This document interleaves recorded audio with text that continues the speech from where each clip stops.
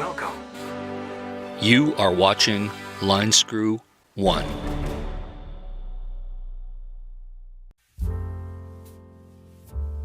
Well, hello tubers. I hope you're doing well wherever you are in this crazy YouTube universe. I know I have been negligent in covering the antics of Carolyn's RV life, you know, with the Alaska cruise and all that stuff. And I am back in the hinterland of southern British Columbia, away from Vancouver.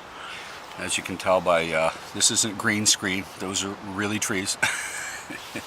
But, guilty as charged. I have not been covering her lately, but that just means that there's a backlog of topics to discuss. And boy, oh boy, do we have a really good video for you today as we dissect and even help Carolyn's RV life. Her latest antics, if you have not watched, is her spending a lot of money in Las Vegas with her RV breakdown. Now, it wasn't really a breakdown.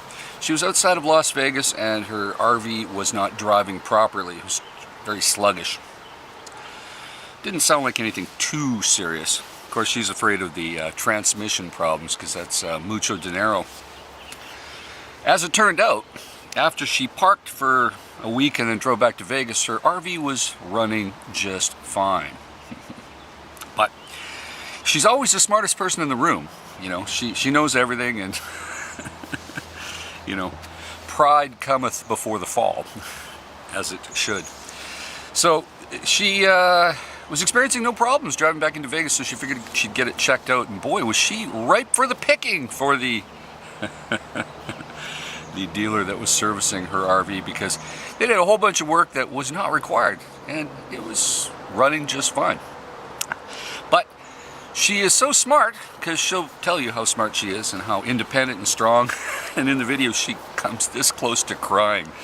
Yeah, she pulls it back just at the last minute. A bit of drama, of course, because let's face it, she spent a lot of money unnecessarily. And I've already covered how she's struggling financially. She's already discussed it on her own channel. I mean, I don't pull this information out of nowhere. It's just a reiteration of what she says, but I give my conservative take. So she rolls into Vegas. She finds a dealer to work on her RV. Winds up spending $2,000 on some plug wires and a mass airflow sensor and an oil change, you know, things that were not required. If she was so smart, here's a little tip, Carolyn. Carolyn watches all my videos because she likes to report me for being a man. You know, those code readers are cheap. You can just go up and buy one, Carolyn. Yeah, and that way you know what the code is yourself. A little shade tree mechanic tip. Some vehicles, if you actually just disconnect the battery for 24 hours or more, all the factory resets just come back into play, and sometimes a code will clear. It doesn't work on every vehicle, but it does work on some. Of course, your presets and your clock on your stereo will have to be reset, but you can do that as an attempt. At least it's free to try. So anyway, she spends $2,000 on this repair, and then proceeds to get another guy to look at it, $175 an hour plus a $100 service call, you know, a mobile mechanic type thing. And then she rents a car, rents a hotel room, spends money in Vegas. Oh boy, we're talking probably about $4,500, I estimate, easily, from somebody who is complaining on Twitter about how she just got paid from YouTube, and is that it? That was kind of one of those type of comments, because she's not making the monies anymore. So I predict more commercial content, because she's pushing the Patreon, because that's you know, desperation. Pushing the channel memberships, pushing the merch, pushing the sponsorships. Her YouTube channel is pretty much a begathon on the live chats. I predict a lot more of them, because she's, you know, obviously depleted a lot of her savings, whatever savings she has left. And yeah, all because she hasn't heeded my advice and all the wise advice of my viewers out there that she says you just gotta get a job, just get a job-y-poo. If she would have a job-y-poo, even 20 bucks an hour, 40 hours a week, she'd be making bank a lot better than she is now. And part of the problem with her RV is that to avoid paying for a nice pad rental. You know, you could rent a place with a pool and a hot tub. Oh, no, she has to camp for free and go down those horrible roads that just beat the heck out of your RV. Hey, look, I've learned my lesson with my RV, and I have a very similar chassis. Actually, I think I have the same chassis. My RV is just newer than hers. And, you know, there's a couple notoriously long, horrible roads in British Columbia, like the gravel road to Bamfield on Vancouver Island. Oh, people's vehicles just get beat up. My oven actually broke. I had to go to a wedding there a few years ago. And the Ross Lake Road that goes into Ross Lake, Washington, that can only be, you know, you can only get there from Canada down the Skagit River Road.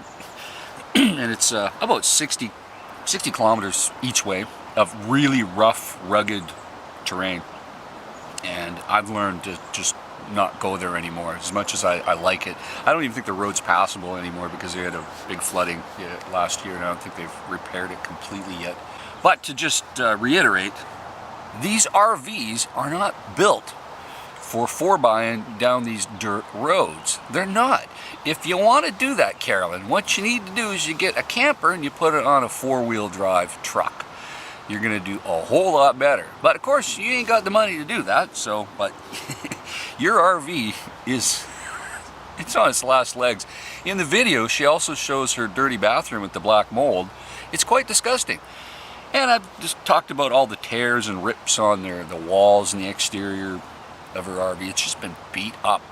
I would not recommend buying it because at some point she's probably going to sell it and try to market it as a famous RVer's RV and try to charge a premium for it, when in fact she should actually heavily discount it because it's been abused so much.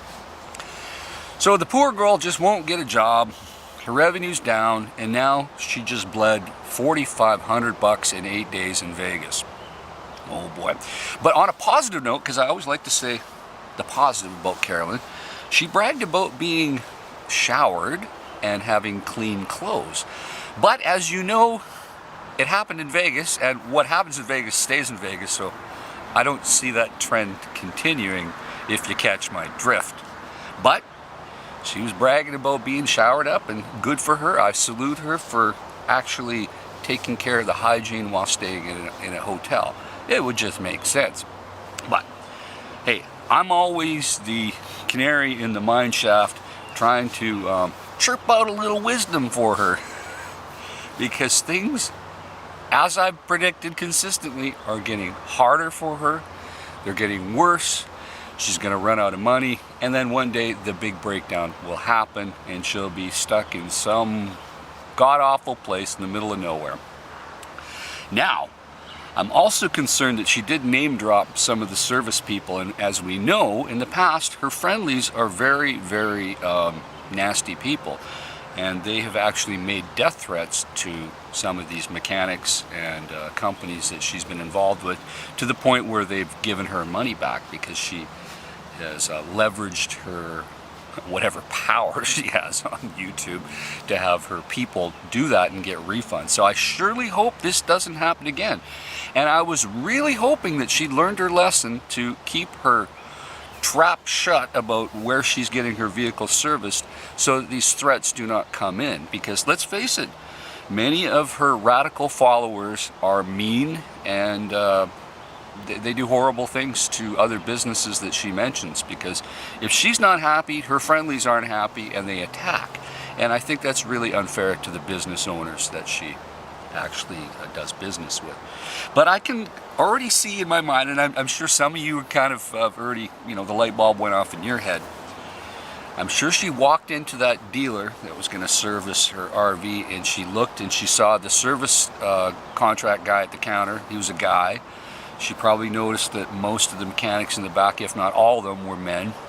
The service manager was probably a man, and she probably laid right into them and said, "Look, I do not want you to take advantage of me because you're part of the male-dominated patriarchal society, and I'm a smart and independent and strong woman, and how dare you take advantage of me, so you be careful, busters." So they probably gave her the sunshine treatment.